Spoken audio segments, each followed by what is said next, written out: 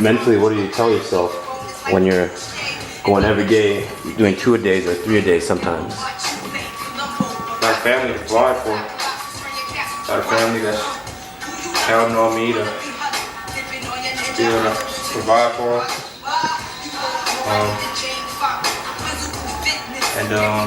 Besides that, I just want to be, I don't want to just be another player to go to the NBA and out in 5 years, 6 years.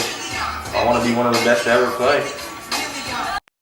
I don't feel the need to go out and party. I don't feel the need to go out and do all that extra stuff. I have a goal, and that's to make it to the league and take care of my family and be one of the best players I ever play. And I'm not going to let anything get in the way of that. That's been the story of my life.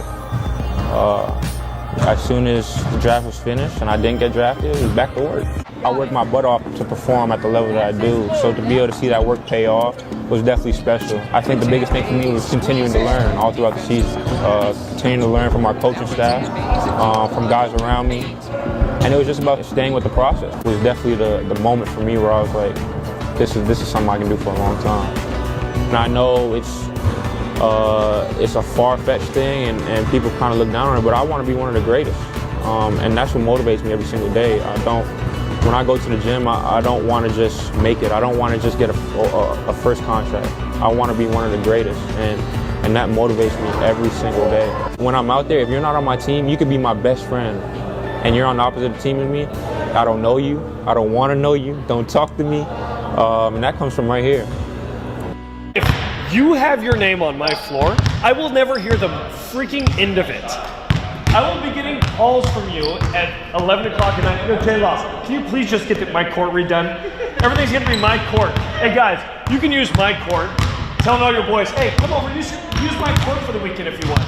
If there is anybody, any player that has the most dibs on that court, it is me. J-Law, am I wrong? Am I wrong? Because I remember the whole gym was shut down when COVID started, but there was only one person that was allowed in that gym to be in there whenever I wanted to go. And who was that, Mr. J-Law? I gave him access. Exactly. Usually people would say, yo, thank you, J-Law. I did say thank you. For allowing me the opportunity to work on this court when everything else is shut down. No. Instead, he's saying, you know what? F you, J-Law. I want my spot on the floor because I've been here. I was there all throughout COVID. No. That's not backwards. That's not what I was saying. Backwards. I was very thankful, but you wouldn't have let anybody else in there like that. I wouldn't have. Exactly, but that means, Meek, I have equity. You watch Shark Tank? I know there's a lot of people out there who watch Shark Tank. Oh my God, I have equity in this court, okay? All it is creating an uncomfortable environment, you know? Like, people always ask, like, you know, and I always say you can get your work in at 9, 10 a.m., but you get up at 4, you're creating a very uncomfortable environment. Your body's not used to it.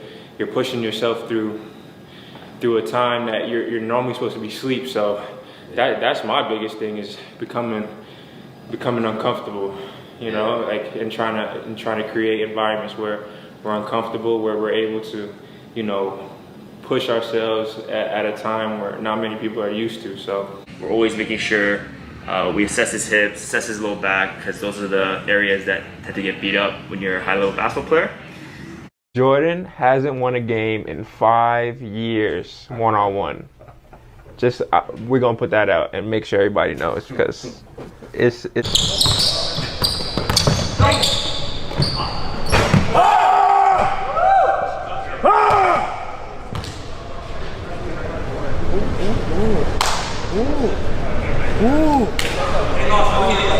I love it! One thing that translates probably the most is he knows how to shapeshift and mold himself to the player that's needed. The key is to stay ready and to stay patient. That's the key. Yeah. Everybody's journey is totally different. Yeah. You feel me? But if you stay consistent and your heart is in the right place with something you love, it doesn't happen when you wanted to. Yeah. Not right then and there. Right. But it will happen because the more consistency. Right. They gonna see, oh wow, that's him. Yeah. Stay in the gym early. Everything for me this offseason has been super specific to shooting the ball off the dribble, off the move, and shooting it at a high rate, and being very consistent shooting the ball. As a player, going through a summer, there needs to be a certain thing that you focus on in order to get better. You can't just work on 100 different things because you're going to kind of get lost in that. For me, and in this offseason, is finishing around the rim and shooting off the dribble. If I can do those two things at a high level and be super consistent with it, I got a chance to make a lot of money. You know, like all the things that I do in the weight room have to be transferable to on the court. You know, my knees and my ankles have to be able to bear weight of certain movements. You know, I need to be able to put certain load on my body to make sure that, you know, I stay injury free. I felt it a couple times, but time was literally this year. You remember the day when I hit like 19 threes in the gym? Yes. And I played for 45 minutes, we didn't lose, and there was like 3 or 4 games in a row where I had every single point. Yes. You remember that? Just have like you don't worry about misses. No, You not at don't all. worry about makes. It's literally like, I'm just gonna keep shooting the shots that I normally shoot, like that I'm very comfortable with. I've had Kyrie Irving, like when you were playing, he believed every time he stepped foot on the court that he was going to get a dub. No, Am I right? it's a will thing. You have to be able to like will yourself through, you know, certain moments. Like when you're having a bad night, you're 0 for 10. You have to tell yourself the next one's going. Yeah. The next one's going. You missed the 11th, the next one's going. And my dad used to be like, how do you even know if you're in a rhythm? How do you even know if you're hot or cold with 8 shots? Yeah. You know, like he always used to be like, next one's going, next one's going in, next one's going in. And like, that's how I thought about it. Like, if I shoot 6 shots, I don't even really know if I'm so true. I don't know if I'm in a rhythm yet. Like, I don't know if I'm hot or cold because I haven't really. I never even thought of it like that. It's literally just a mental thing of can you get yourself through those moments? Because a lot of guys like shut down. They go 0 for 3. Oh, I don't want to hit another one. 0 for 3, go 0 for 4. Go 0 for 5, go 0 for 6 before you even know if you're warm. Then you go 1 for 7, you're good. Yeah. Then I'm going 2 for 8.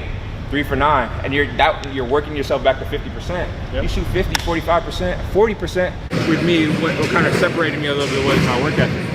I was always the first one in the gym. I was the last one out. On off days, I still made sure I did something.